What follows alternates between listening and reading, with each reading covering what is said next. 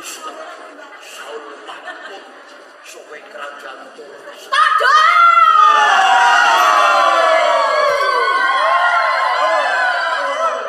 Raja Putri Sulaika bakal kuwi kerajaan gede. Aku ora bakal lumrah. Lur apa karepmu? Nek aku bakal pasekuton kelawan Sulaika. Pasekuton.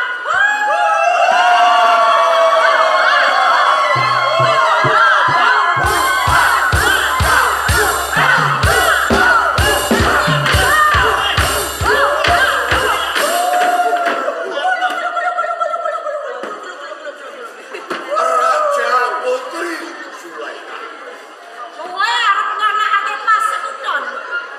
ora luput yen pancen kowe Gusti. Aku bakal memitah nerakake pali umalining semburan kelawan Raja Putri.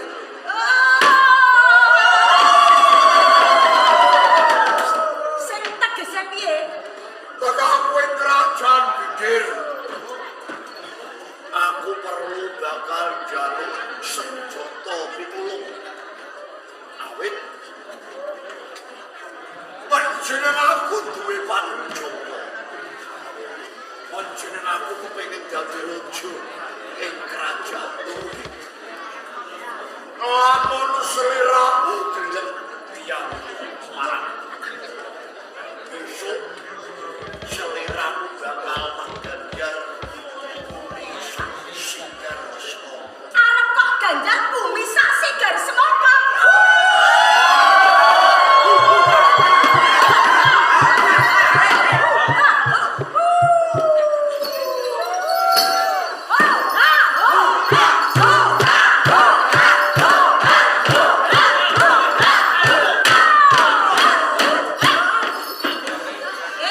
Mister Saul Mahmud.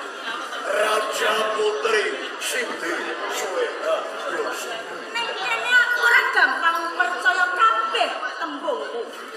Yen to mengko aku takon gelem kok ajak pasekuton undur-undurane bumi sak sigar semangka.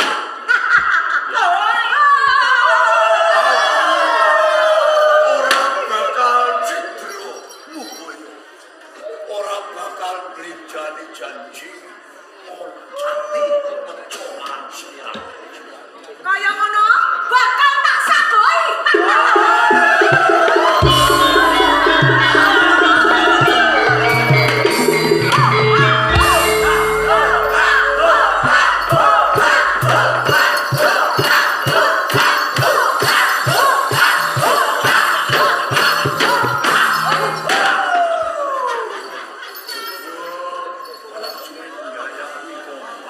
Pancen kaya ngono.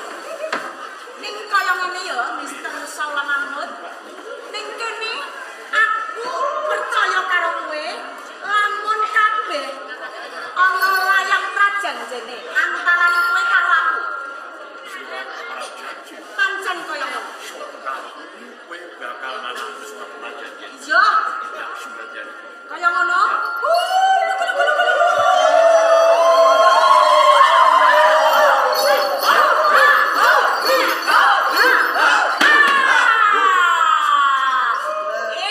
Baski Sodra.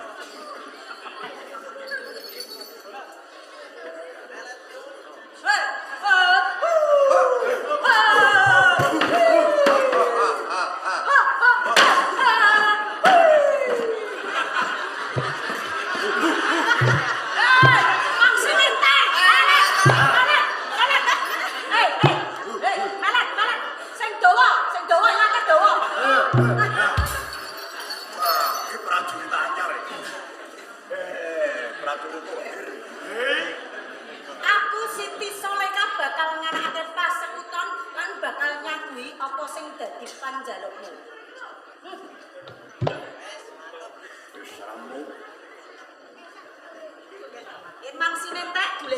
kate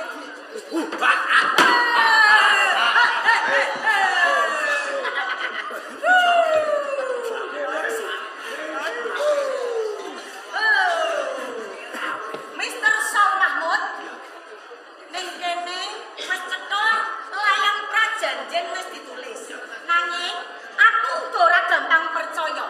Supaya aku mantep, layang iki sing gawa kudune aku. Dadi wedok iki sing ngono. Pancen bener.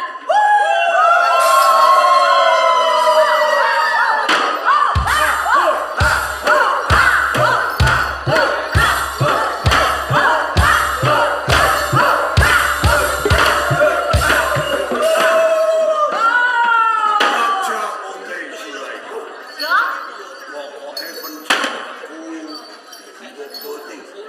kaya ngono. Rupeng kerajaan Turki sedane Raja Abdulaziz tak pasrahke lawan Sira. Aja kuwatir Mister Saul Mahmud.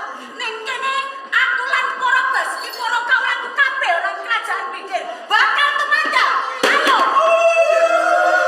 Aku bakal nyoba. Kaya ngono, sak ketara kowe mulai audisi.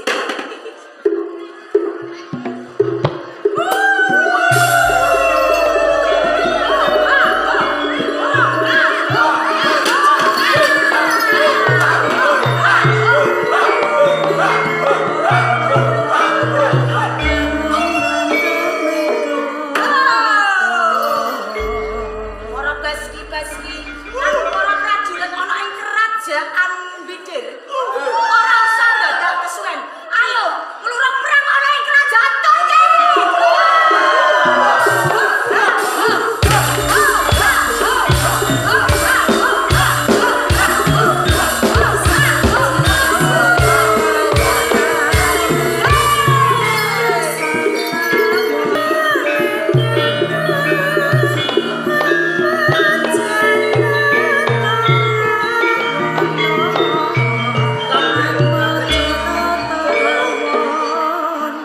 Utamane Senopati Pak. Kados nampa dawuh Sang Ratu Abdulaziz supaya ngendheke tumindak lan pagardene Ratu Bidir Siti Zulaikha. Kula uga rampen cepak-cepak prajurit pitung bergodo kudu dari aku tumuju ning kerajaan. Ngenani obat-obatan uga ramen sampun samedya. Apa wis coba kabeh? Sampun. Mergo jroning peperangan ing mangkone entuk ana katribas sing tatu pengpaku bisa musadan. Kula sadurunge lumaku ana ing kerajaan. Mongko Turki lan kerajaan Bidir ki adoh. Sawetara titian gajah liman sumatake papan. Menapa wekdal samenika liman pun pedalaken ing kandhangipun? Tak keparengan. Para Katri Baski. Soko Matayo. Westya sanjata lumaksana magita-gita. Tanyo. Tanyo.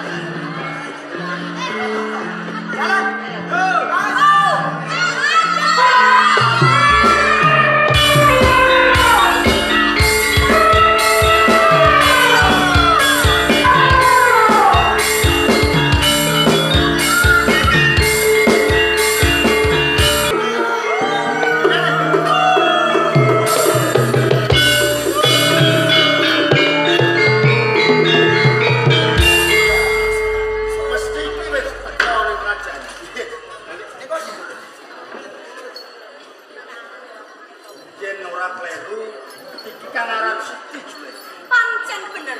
Dari sapa kuwi? Siti Julaika. Ya, Gimana? Aku dokter sapa iki? Lha iki sapa iki? Lho.